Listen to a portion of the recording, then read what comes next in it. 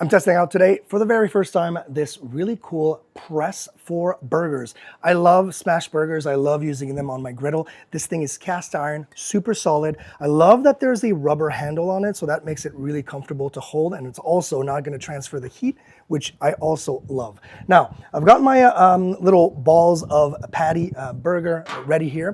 What I usually do on the griddle is a little bit of beef tallow, just a little bit of that grease, and then they do recommend to use, and I always use a kind of like parchment or wax paper, because then it doesn't stick to the, because you just want to be using this as a press, not really, I don't really need those lines, although you could, and that's probably pretty cool. So let's put it right here, just like that, and we're gonna go on top of it and press, press, press, press, press. That's what we want, that's the reaction we want, and look at that, woo!